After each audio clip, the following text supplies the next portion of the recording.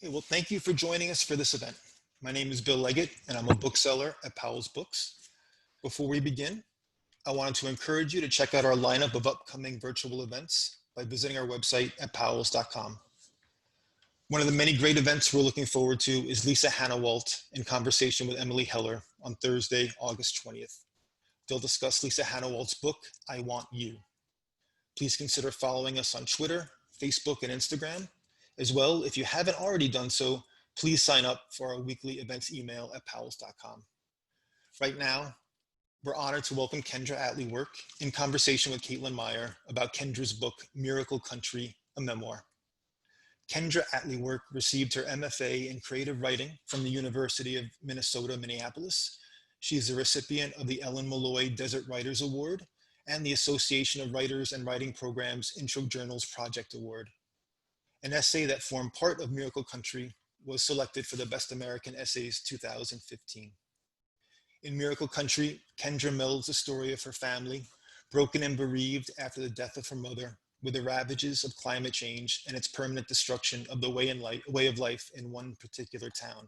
And it is a fantastic story of people and place. Kendra is joined in conversation by Caitlin Myer, author of the brand new book, Wiving, a memoir of loving, then leaving the patriarchy.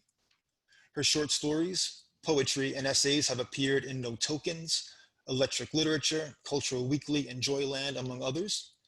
And in 2010, Caitlin founded the San Francisco-based literary reading series, Portuguese Artist Colony, which has extended its reach beyond the US to performances in Portugal.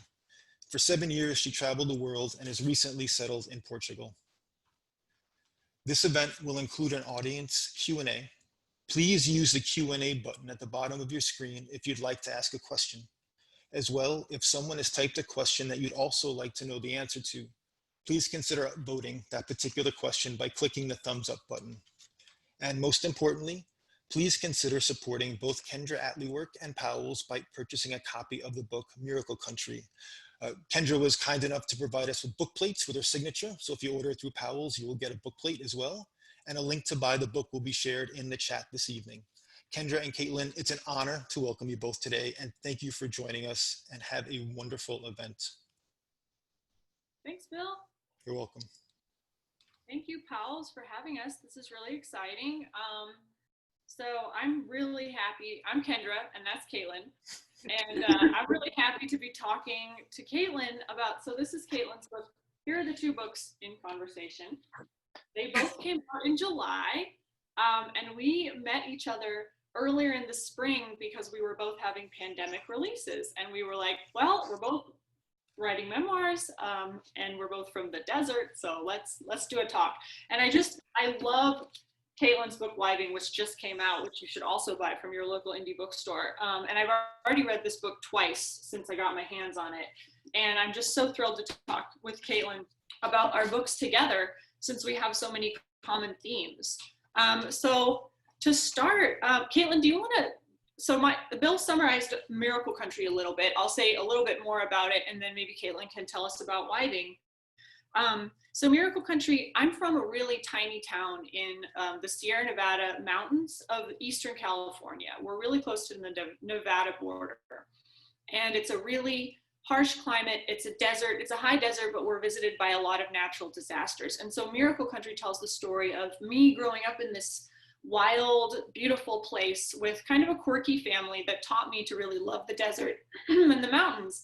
And then when I was 16, my mom died, and I took off. I abandoned my family, and my dad was a newly single parent, and my brother and sister, who were both kind of downward spiraling in their own ways. My dad suddenly had 3 teenagers.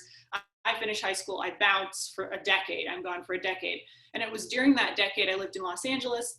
I lived in Minneapolis. And I was so homesick that I started to research the place that I'd left behind. And I started to dig into the history, and I started to understand more about the landscape and loss as it had manifested in my home larger than in my own life. So there was a freak winter wildfire in the California drought of 2015 that burned 1/3 of the houses in my home neighborhood. And I was living in Minneapolis at the time, and I flew home and I sifted ash with the neighbors, and I started to see that the way that the changing climate, and also the way that different sort of ways that people had interacted with the landscape over time, including the water transfer to Los Angeles, which took place from my valley, which is called Owens Valley. In 1913, the water was taken and continues to be taken to Los Angeles. It's the basis for the film Chinatown. So I started to see these larger losses at the level of the landscape and at the level of history. And I started to recognize how they paralleled my own family's story.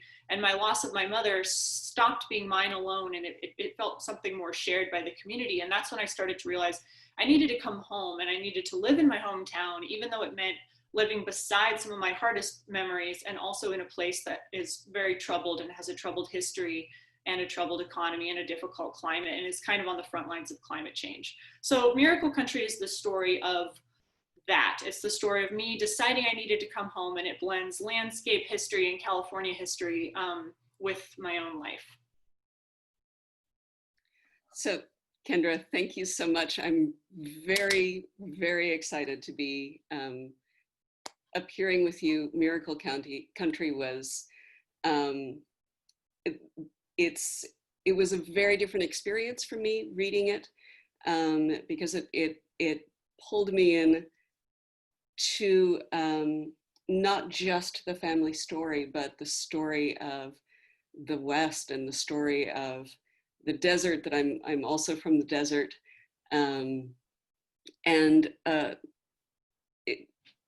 All of your literary references, we'll get into that later. So I grew up in Provo, Utah, which is also high desert, but it's quite a ways away from Bishop. I grew up in a Mormon family, and my book Wiving talks about the ways that I was raised to become a wife, to please men. And I struggled with that and tried to be as good at that as I possibly could be. And as with Kendra, the death of her mother was a catalyst for me. The death of my mother coincided with my body breaking and making it impossible for me to have kids. And I had to reassess my whole idea of what my life was supposed to be about. And I ended up choosing a solitary life in the end. One of the things that really grabbed me about Miracle Country was the epic scale and the way that you talk about the land and the desert. And it spoke to me so much. A lot of what is still really compelling to me about the desert, and that you zeroed in on so much, was how, especially with the natural disasters that are so common where you come from, the nearness of death. You grow up with death at your elbow all the time. And I think that's actually a pull for people who choose to live in such a harsh environment. And I see this kind of quickening that happens when you're playing in those spaces where life and death meet. And I see that in your father, and his it's a need to fly in one way or another, often very literally in planes, but in many other ways as well. And you write, death and flight and mountains and desert below are mixed up in my history. So I'd like to explore that a little bit with you, about that pull toward that quickening that comes when you're living so close with death. Yeah, I think maybe because of, and you'll understand as a person from the desert, I think when you're living close to something huge and powerful, which in my case was mountains and desert. There's these two things that could kill you quite easily, and in your case as well. You write in Wiving about sort of equating these beings, which are the mountains, with God. And in my own book, and a kind of a complicated version of God, right? Like I'm going to read a sentence from Wiving here, because as Caitlin writes, we both grew up in houses wedged into the sides of mountains, like literally, like in my case, and I assume in yours, like part way up a mountain overlooking everything below. And then it's this giant thing up above you. And it's a strange, things aren't flat, things aren't level. And so, and it just, you feel very small and you feel very close to the idea of your own death. And it's a bit, when you live in a bit of a wild place, you witness like the deaths of animals a lot more. And everything time feels both you're very aware of time in a geologic sense, I think, but also its fleetingness and the smallness of your own life. And I'll just read this one sentence from Wiving that I loved, that I really related to, and I felt like really resonated with a lot of what I wrote in Miracle Country, about living amongst mountains. So Caitlin writes, you live here and mountains become backdrop, but every now and then you see them new again. Unreasonably huge creatures ringing the valley. Growing up here, I heard them crack and shift at night. Belief in God comes easy with these omnipresent beings lurking over your shoulder. And that resonated with me so much. In fact, I want to read a little section from Miracle Country that I felt was in conversation with that. And this is about, so my dad was a pilot, and he would not frequently, but occasionally almost crash his hot air balloon. So his hot air balloon almost lands on top of power lines when it gets stuck over a geothermal plant at one point in the book. And we would somewhat regularly wind up on a hike where we almost got struck by lightning, or maybe where we sort of had like rocks sliding down above us. So we were very close to at least the possibility of death somewhat frequently. And that sort of forced a reckoning with ideas of, I guess, God, and in a non-clear way, like, how do you define God when you're this close to the next life all the time? You have to sort of think about it. So, and when I was a kid, an airplane flew into the mountain above my house, and everyone in it was killed. It was a small plane. There were 3 people in it. And my dad and I, and this is in Miracle Country, my dad and I hike up to the plane, and we see the seats that are still sitting there that the passengers had been in. And we see the wreckage of this plane. And so this passage that I'll read comes right after that, where I'm a kid and I'm kind of trying to come to terms with these bigger questions leading up to the death of my mom and the way my family is going to handle thinking about that. Before the plane hit the mountain, before I imagined that I stood on bodies, our little pug dog, Ricky, got into the garage and chased my pet rabbit until she curled in a pile of Pop's ski equipment, and her heart stopped beating from pure fear. I don't remember if the wave cloud filled the sky, but it could have hovered above us, a shifting being. My mother helped me scoop the stiff little body into a shoebox. I stood on our porch with the box in my arms and asked her where the breathing, nose-twitching part of my rabbit had gone. And she said, I don't know, sweetie, I don't know. I remember her tears. I had seen mule deer crumpled on the roadside, and our neighbor, a bearded man called Whispering Jim, who gave us bananas whenever we stopped by his cabin, had vanished from our lives after catching hantavirus from the mice beneath his floors. But as I held the rabbit, I was, for the first time, considering death as a state separate from life. As a child, I went willingly into the First United Methodist Church and sat on red velvet pews and looked up at the wooden cross above the altar, at the stained glass windows, the rose and dove, and listened to Caddy, a stout and smiling man with white hair and a round belly, who declared he might as well have been born Buddhist, Jewish, whatever. He answered to the presence of God as love, and in this way, he was Mom's kind of pastor. Caddy sat with us on red carpeted steps beside the pulpit and gave the children's lesson. We answered earnestly when he asked each kid to name her favorite flower, in my case, the Venus flytrap, before sending us off for Mom's Sunday school class, which was usually about sharing and never about dodging hell or getting yourself to heaven, whatever that was. It was my job to carry the light of Christ into the church at the beginning of the service, quivering at the tip of a long brass pole, and back out at the end. And I was happy to be complicit in this idea, even if, in my childhood, eyes, what poured over us at this high elevation was only sunlight, and sunlight alone was just fine. On the afternoon I stood with the rabbit in my arms, I asked my father, where is she? Where has she gone? And he told me gently, the valley stretching behind him, that as far as he understood, life was consciousness, and consciousness was synapses firing in the brain. Once those synapses stopped firing, that consciousness was gone. Not gone somewhere else, but gone, as if before birth. I accepted this, accepted life and its absence without inherent meaning. How could I believe in a presence my father did not see rolling over the mountains with the wind? Sorry, I love that passage so much. That's these ideas about talking with God and the questions about God, I think, are part, it's sewn into the book.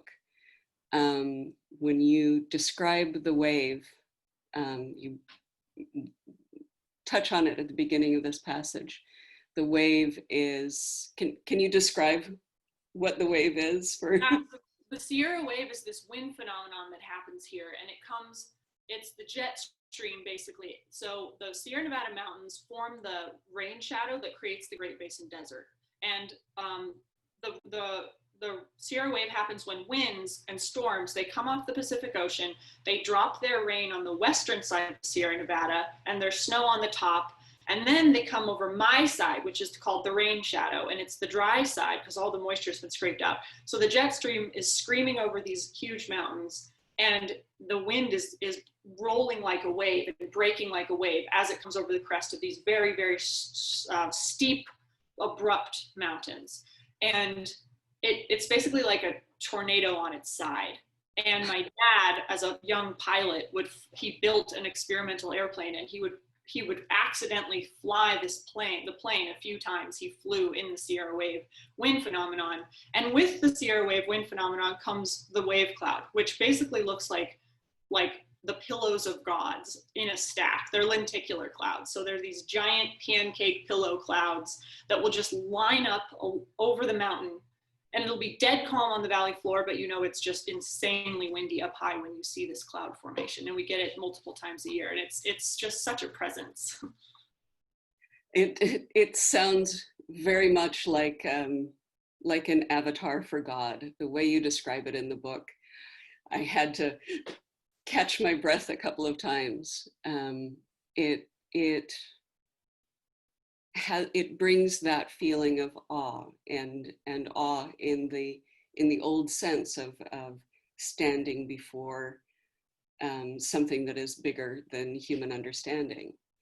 My ex-husband used to talk about desert religions, but the desert religions, and he put Mormonism in there because even though it started back east, it ended up being a desert religion, and we are prone to those excesses, and that elemental nature that you're rubbing shoulders with in the desert really sort of feeds into this epic imagination and this idea of awe.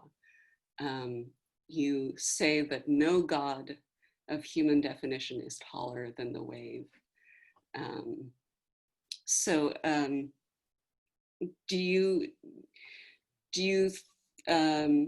translate that now? And when you talk about yourself as a child, you're like, yeah, no need for another God.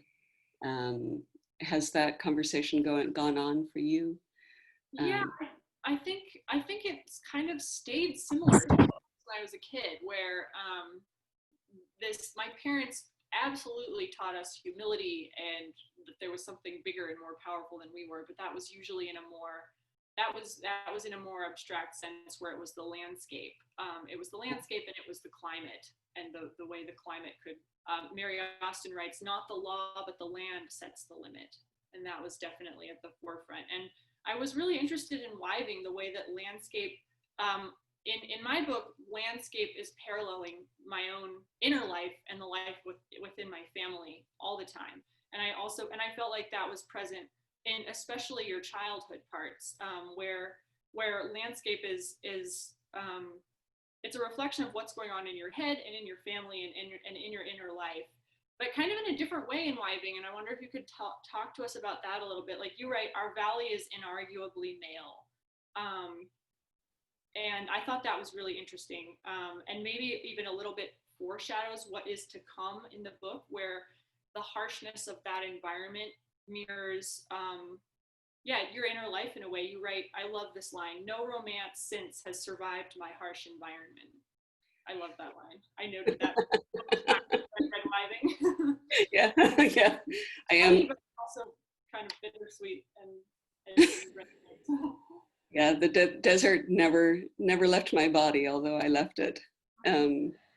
But very much the mountains in my mind as a kid embodied that male-centric religion that I grew up in. And I actually imagined them as members of the priesthood of the High Council, sort of looking over my shoulder all the time, is the way the mountain was always looking over my shoulder. And that way that I had of judging myself, because that's how we were all raised. We were all raised with judgment. But I embodied that in the landscape. And so I felt that the landscape was judging me. But also there was, there did come to be in the landscape, and it didn't matter whether it was desert or later when I moved to much more lush places, there was a real salvation for me in shutting out the human noise and feeling like I could return to my proper place in the world, which is, my place is very tiny, but it's a way of belonging. You know? Yeah, I love some of your descriptions of being alone in the desert. It's so interesting to come full circle over the course of the book, where in the end of Wiving, you've embraced this sort of the power of solitude that you've chosen, and the line is you're saying, like, I'm looking at a sunrise or a sunset, and like I almost feel guilty about how wonderful this feels to be observing this alone. And it's cool. I didn't think of it till you said that the landscape comes full circle in that sense. And you're maybe not being watched by the patriarchs in quite that same way once you've redefined that relationship. I love that about, I think what I like about both, what I think it puts our books in conversation is too, that we've put our families in, we're writing about our families also, but also as a way to write about culture. And I thought I loved that about Wiving. But I also love that, like, there's a lot of serious and deep and heavy stuff in both of these books, right? There's like questions about God, there's questions about death, there's a lot of, there's violence, there's drama, there's near hot air balloon crashes. But especially, I thought lots of parts in Wiving actually made me laugh out loud. Like I'll read a little short one, but I really related to the kind of wild family scenes. My family wasn't Mormon, but we were kind of your family was kind of out of step with the rest of the Mormon community with two creative parents. And I really related to that with my very kind of eccentric mountain parents. And so I love this little scene. You're writing about your childhood. Most weeks it's a wrangle over division of housework, dinner, dishes. Someone will stomp off to their room in tears yelling, "You guys!" which just felt very familiar. And you got the intonation exactly right. And then there's another great scene where your mom is chasing your brother in circles and trying to yank his towel off him after he gets out of the shower, and he's going, "Mom!" Just yeah, your mom really was vivid here, very vivid. It's your father was very vivid to me. Your mother was too, but for some reason there's something about the picture of your father, and I think I was telling you offline that I think it's because he reminds me of one of my brothers. So he really came alive to me when you asked him how it felt to be in his late 50s, and he said, weird. That's yeah, that's how it feels. But the family story for you, it's kind of great that your story grows from the family story seems to grow out of the land. And there's some fabulous, you make some real amazing use of metaphor. In the passage that you read earlier, you talk about the standing on bodies. So you had this memory of when you went to that plane crash. You have a memory that you were actually standing on the bodies of the people who had died in order to look into the plane. And it turns out it was a false memory. But for me, it's a really powerful metaphor that goes on to show how the way your story is about so much more than the family. It's also the culture and Los Angeles and California's history. So in that sense that we are all standing on the bodies of those who came before us, the people who live in Owens Valley now stand upon the stories of the Native Americans who were there before, and the story of Mulholland and Los Angeles. Everybody is standing on the bodies of those who came before.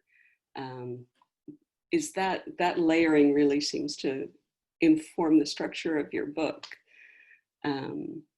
Was that an intentional choice, or is it there was certainly that feeling of layering history and cultural ideas and the family story and showing how all of them were interrelated? Can you talk a bit more about that? Yeah, that was kind of the goal from the beginning, I think. I didn't really ever want to write a straight chronological memoir. I actually tried writing this as an exercise, rewrote the whole book chronologically at one point. And I felt like it really took the life out of it. And I kept some sections from that exercise. So I think it was a useful exercise and I'm glad I did it, but it really made it clear to me that this story is about, it's about, I think me and my family is the way in, and then the family is the bridge into a deeper understanding of the land and kind of a look at the idea of home and a look at the idea of the way we change and interact with our homes and our home landscapes, and how we can choose to live deeply or not live deeply in a place. So they was hard to put it together that way. It took a lot of trial and error and a lot of help from my agent, who's a great editor. But it was really fun. It was a fun challenge to try to bring all this together. And I love doing research. So that was also really cool. And I liked about Wiving too, that you have the aughts, which intersperses with, we're progressing through your life, but we're flashing forward at different moments. How did that decision come about to structure it that way, where we're flashing forward to basically you having this medical crisis in your 30s, and then even beyond, we get flashes into your later life while we're experiencing your childhood and your adolescence with you? I think similar to you, like in early drafts, I was writing a non-chronological story and just sort of sorting fragments. But then at a certain point, I put it into chronological order, just for the discipline and to be able to see it more clearly. And then I thought, no, it has to be chronological. And it wasn't until a very late draft that I realized, now I've done that, now I can explode it. And I realized that I wanted to start with the heart of the book, and the heart of the book was really around that medical emergency and the death of my mother, and everything else kind of scattered from that, both before and both after. And so that helped those final changes kind of snap into place when I did that. Well, and what I thought was so fascinating, so I in both of our books, there's a trajectory, I think. And in mine, the trajectory is I've fled home, and then it's a return, and I've come back, and I've decided to live beside, right now I'm in my hometown, and it's 100 degrees, but I live a mile from my dad and a mile from my brother, and I can see the house that I can see where I grew up on the mountain, and I chose to come home and live beside all that stuff and dig into this place with a troubled history, and that's the arc. And but I feel like in Wiving, there's a bunch of threads to the arc, and one that I found so fascinating was that it's the story of your development as an artist, like it's the story of a writer being made. And it's a life building towards the creation of this book, really, and the sort of claiming this creative space is like the goal, and these are the milestones. And I was thinking about my own life feels very much like that, and I was thinking about how something we have in common is being kind of feral children. And I was wondering, if you think that makes writers out of us? Do you think that being a little bit feral as a child, since you didn't have your mom's full attention, and you had a lot of siblings, and there was a lot going on. So I'm curious about two things. Like we both had our feral childhoods. I grew up catching lizards and roaming around in the brush, and I'm wondering if you think that your own feral childhood, if you think of it as feral, and if you think that contributed to you becoming a writer, and also if that the creation of the artist trajectory was something you deliberately wove into the arc in Wiving. Yes, I absolutely think of myself as a feral child, and actually one of my favorite things to do was catch lizards. Wait, did they have blue bellies? Were they the same kind? No, there were not blue-bellied ones. No, these were just, very kind of dun-colored lizards, but I loved the way they felt. I loved to have them on my hands. And so, yeah, definitely feral. And I think there is something about being left on your own a lot that feeds into an artist's imagination. And I did not want to write about writing, but my choosing an artist life was, it wasn't just what I wanted to do with myself, it was a real life choice. So especially once I left my marriage, I shaped my entire life around writing, and I had to make some very difficult decisions to do that. So yeah, it's very much part of the book, just because it's part of the choices that I've made and my identity. I don't know. There's already a question we can, we could officially do a Q&A later, but we can just weave them in. Yeah. This might be a good time. What kinds of stories and themes do you think epitomize the Owens Valley? Well, you'll just have to buy this book to find out. Yes, I think the themes that epitomize the Owens Valley, well, so something that my friends and family have said that some readers of this book who are local have said to me, they've said, we're going to give this book to our friends and family who don't understand why we live here, because something that is in the book is a sense of communal loss, which I think of as possible to extrapolate to anywhere as we start to see the places that we love get altered by climate change. We're collectively kind of mourning in anticipation what we're going to lose, and we're watching ourselves lose it a little bit. And so I think, since my place has been multiple times swallowed, originally it was the homeland and still is the homeland of the Paiute Numu people, and then there was an actual systematic genocide carried out by the US Army and a death march from my valley, which isn't much known about. And those people survived, returned, established a community here, which remains. So there was that initial act of predation. And then Los Angeles in the late 1800s and early 1900s got really interested in the water up here as Los Angeles grew, and came and took the water. And the water from my valley still travels over 200 miles to the city of Los Angeles, who gets some years as much as a third of their water from my valley. And it's an ongoing, very contentious relationship. And so I grew up, you grow up with a sense of loss, that you grow up with a sense that something has been taken and is being taken. And when my neighborhood burned in 2015, I flew home and I sifted in the ash with my neighbors, and that's the opening of the book.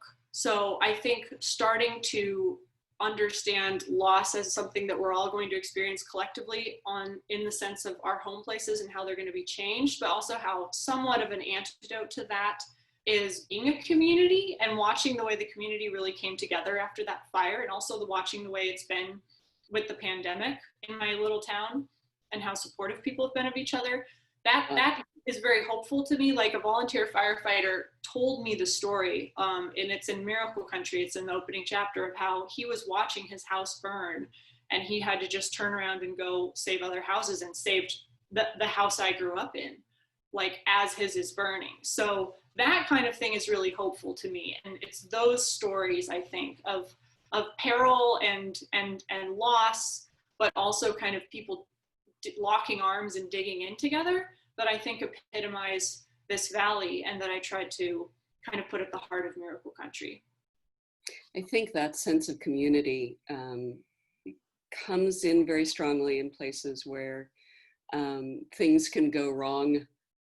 Like I found in places with really harsh winters, there are these unspoken community rules where you don't leave a car stuck in the snow. You pull over and help them. Doesn't matter.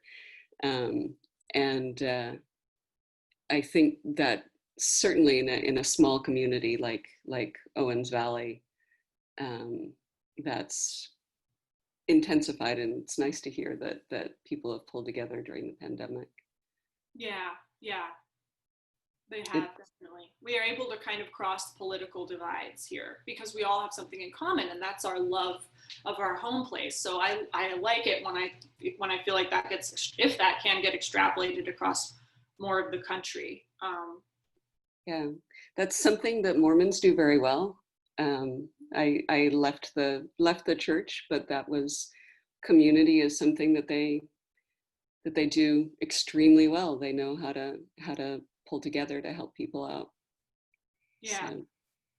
But something that I loved so much about Wiving was your sort of claiming of this. So another thing our books have in common is they really dig deeply into the idea of community and family, and then extended family as in community. But it's so interesting to me how, like, you write about aloneness and you claim aloneness, but it's not this like insular, like, I'm going to stay in my house with all the stuff I bought and like fortify my walls. And as Rebecca Solnit has said, like, exchange like a community mindedness for home improvement. It's not that kind of aloneness. Like, Yeah. a very public kind of love instead of an inward domestic love that you claim by the end of Wiving. So yeah, I wonder if you can talk a little bit about that. Like there's a couple lines that I pulled that I just love. Oh, and here, yeah, okay. So here's that line about the desert too that I noted of yours. I remember the crack of joy I felt in the slim moment between Malcolm and Gabe, my long drive into the desert. I love the idea of a crack of joy. And then you write, I soak in the springs and watch the sunset over red rocks. It's too much. It scares me how much I love being alone. And then some more lines about aloneness. I am as unencumbered as a bullet. But it's not a solitary solitude, really. It feels maybe you seem less lonely when you're alone. It's a purposeful solitude. And when I was a year into my solitary traveling life, I got a tattoo about solitude. And it was the last verse from a poem by Adrienne Rich. And the poem is called Song, and the first few stanzas all begin, if I'm lonely, you ask me if I'm lonely. And then the last verse, the one that I have tattooed on my body, and it starts here. And then it goes all the way down my back and ends here. And yes, it was only a couple of weeks after I got it that I realized having my shoulder say, if I'm lonely, is not the wisest choice. That can kind of invite some attention. But you can explain the poem to them. Yes. It means I like to be lonely. No, but it is, if I'm lonely, it's with the, if I'm lonely, it's with the rowboat ice fast on the shore in the last red light of the year, that knows what it is, that knows it's neither ice nor mud nor winter light, but wood with a gift for burning. And the idea is that the rowboat holds within itself that potential for fire. And for me, solitude is giving space to my own fire. And what I've learned from years of being alone is when I can get past that surface of being, I'm lonely, I want to call somebody, I want to get on social media. Once I get underneath that and say, okay, it's all right, I'm lonely, I'm going to stick with that. Underneath is when I would start to feel connection with other human beings, and when I would start to see likenesses between people who seem very different. And that's when I do my best writing. So my solitude is very purposeful. You also chose, I think, a purposeful solitude. It's different from mine because you're with family now. But there was a lot of healing of the family toward the end of Miracle Country. And how do you see that now? Yeah, I think the family trajectory, so my own unraveling and my family's unraveling, and the landscape sort of facing the darker parts of that history, it doesn't resolve, but there's some reconciliation in the sense that, I guess, so my brother, who is running away from lockdown schools throughout the book, like actually running barefoot through the desert, trying to flee from these juvenile delinquent facilities that he's in. He's now a very nice refrigerator repairman in town, whom I frequently eat dinner with on the lawn. And so and my sister's often home and my dad's around. So we've come full circle in a way. But a lot of it is just like choosing to come back and sort of sit with the sort of like what you were saying about what's underneath. Once you get down under there, like coming back and just kind of being with the place and being with the family. In my case, I mean, I don't live with them, but I live near them. Yeah. But just kind of being with, and being with the memories of the loss of my mom, like kind of sitting with sort of the darker stuff is necessary, I think, to, if you really want to like think about and face some of those realities. I think you're right. It's very necessary. In fact, one of the audience members wants to know if writing this book helped you in the grieving process of losing your mom. Yeah, I think definitely. I definitely was forced to do that more than I probably would have. So I have a recording of her memorial service that I had not listened to until I had to write about it for this book. I just had not, for about 9 years, had not listened to it. So it required that. I reread many of her letters. Her voice kind of appears throughout, so that both her sort of funny observations about my weird dad, like me being a 4-year-old and being scared to walk in the house because there's a horse's skull that he found in the desert sitting by the door, and me being like, Mom, don't you remember when you were 4 and your dad put a horse skull by the door? And she's like, that wasn't actually one of my memories, but I didn't have Robert as a father. So her humor and all that is throughout the book, but it also, like, by going back into her letters, it forced me to come to terms with the fact that I didn't get to know her as an adult. She died when I was 16, and I think I did mourn that fact that we didn't get this adult friendship through the process of writing the book. I had to come to terms with that more than I would have if I could have just continued to kind of not think about it, I think. And so it's definitely in the book. And I feel like you probably feel similarly, having lost this beautiful, it's the loss of the friendship when you lose a parent that hurts once you're no longer like a kid, I think. Yeah.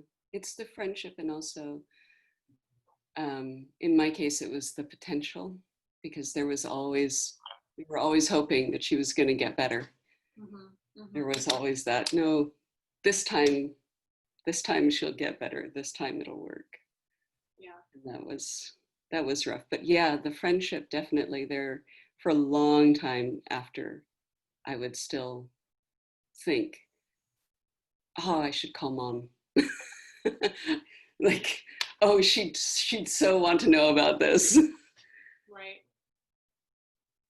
So,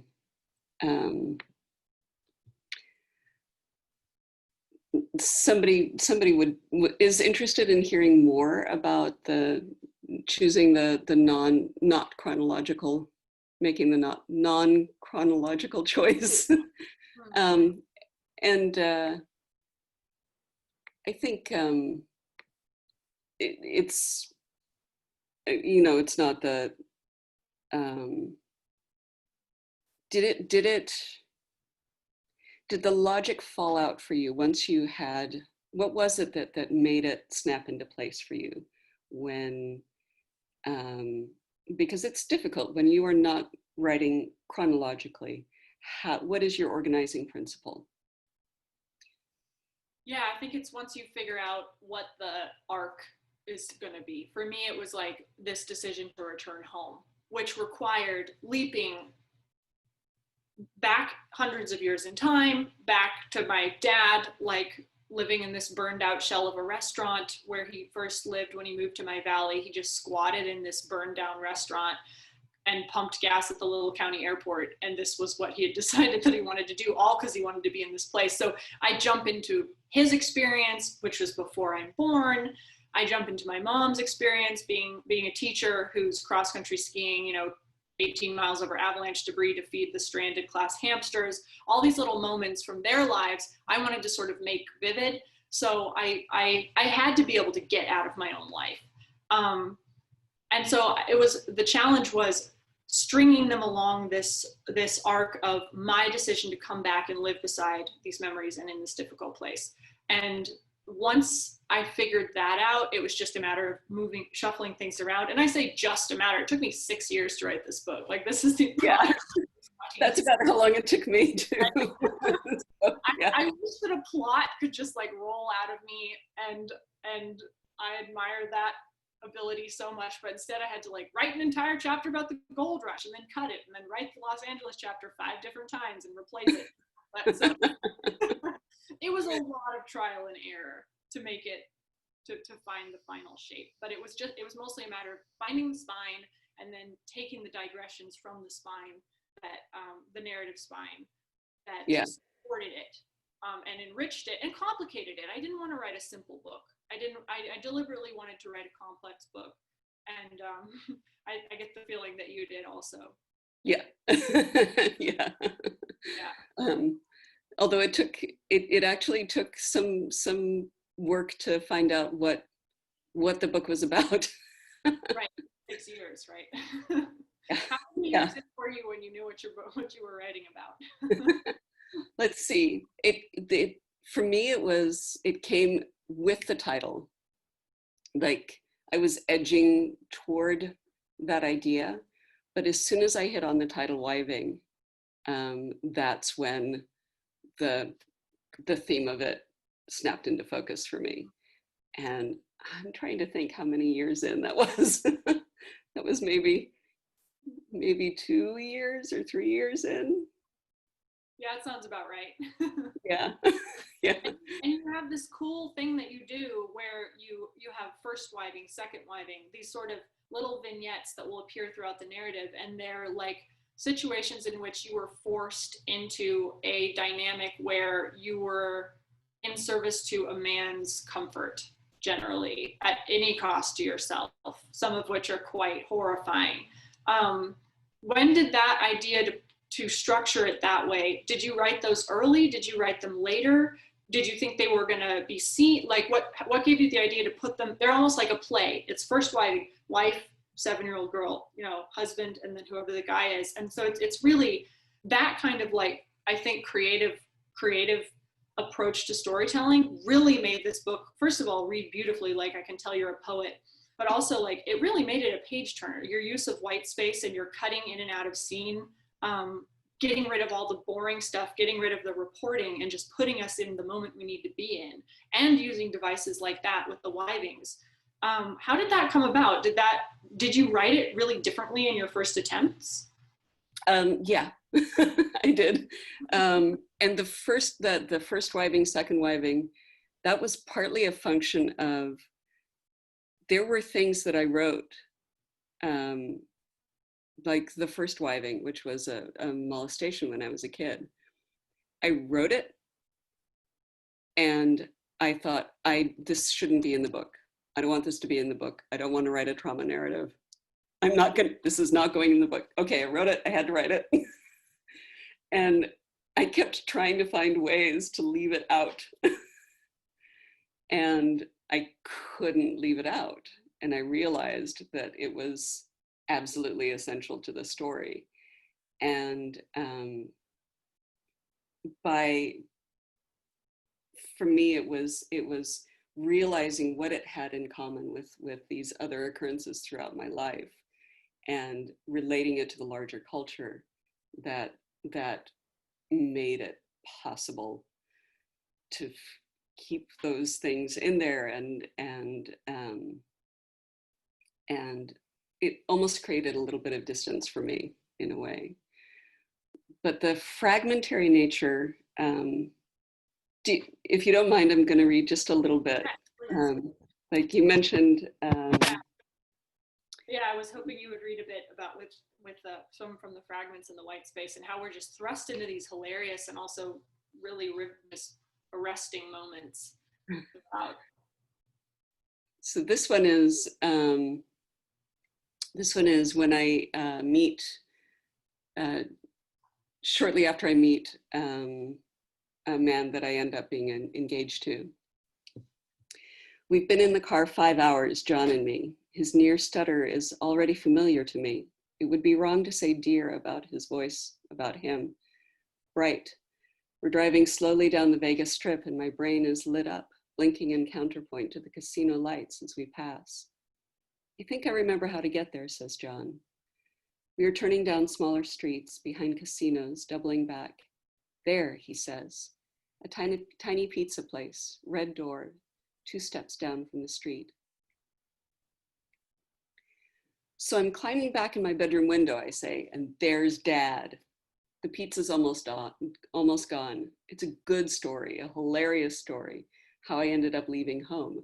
Oh no, says John. I know, I say. So I think, okay, the jig's up, might as well come clean, right? So I tell him I'm on the pill. John's laugh busts out around his bite of pizza. He has to cover his mouth until he recovers. The sky is paling when we get to my street. He stops in front of my aunt and uncle's house. We sit and look out through the windshield. We're gonna hang out, right? I say, you and your wife and me. I really imagine this. The 3 of us around a fireplace maybe, cheese and sparkling cider, talking and playing board games into the night. I will love his wife as much as I love him. I'd like that, he says. I get out with my bag, watch him drive away. I feel clean and wide open, the sun's edge just appearing above the houses.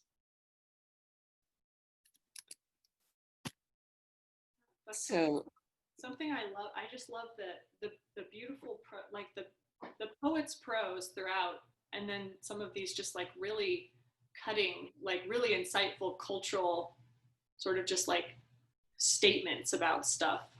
Just, yeah, and moments where you can see this whole world. Like, I just understood so much about this guy and your dynamic with him and the power dynamics that were at play in that in that moment in the pizza restaurant. Yeah, it's that fragmentary writing was, there were a lot of people who felt that it didn't work for them. Some editors were like, this is great, but I want to just sink into the story. But it was very much a choice. And like you said, I wanted to cut out all the fat. And there were moments where I thought of it like a poem.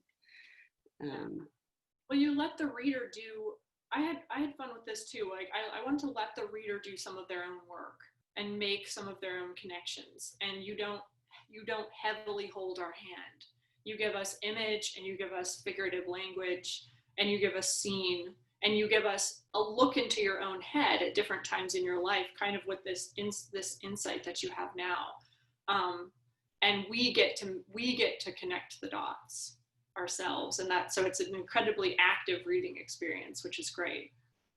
You do the same thing, but it's without the white space. It's more with these making these disparate connections where you're quoting Mary Austin and bringing in Richard Rodriguez and moments from Mulholland's life, and the brain has to make these connections make sense. You don't hold our hands through it in the same way.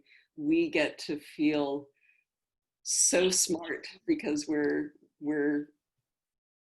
making this picture with you. And the ego of the reader. Yeah. But no, I'm getting chills just thinking about those moments when I say, oh yes, okay, I get that. That's the joy of the nonfiction genre to me. I know you can do that in other genres, but for me, it feels most natural in this genre to write kind of a non-memoir memoir is kind of the thing that I think of both of these books as, is like, they're memoirs, but there's other things going on, and that was really fun. We didn't even get a chance to talk about Mary Austin and these other desert women, and I have so many questions about like women alone in the dark from your book. Well, we'll tell our viewers that we're going to try to do a little transcribed and expanded version of this that we'll try to put up somewhere. So if you follow us, we'll share that at some point. We'll get more into some of this stuff. Yeah, I'd love to get my fingers in that with you. Yes. Thank you so much, Kendra. Thank you. And thank you, everybody. Powell. Thank you, Powell's. Buy Kendra's book from Powell's. Yes, Caitlin's book. Here, I'll show Yes. it again. Please do. Thank you both. That was a terrific conversation. And thank you everyone for joining us at Powell's for this event. It was a pleasure to host Kendra Atleework and Caitlin Myer. Please consider purchasing a copy of Kendra's book, Miracle Country, and Caitlin's book, Wiving, by visiting us at powells.com. And while you're there, please be sure to check out our lineup of other upcoming virtual events. We look forward to seeing you at another one. So Kendra and Caitlin, thanks again. It was a real pleasure. Thank you. Thanks so much. All right, take care.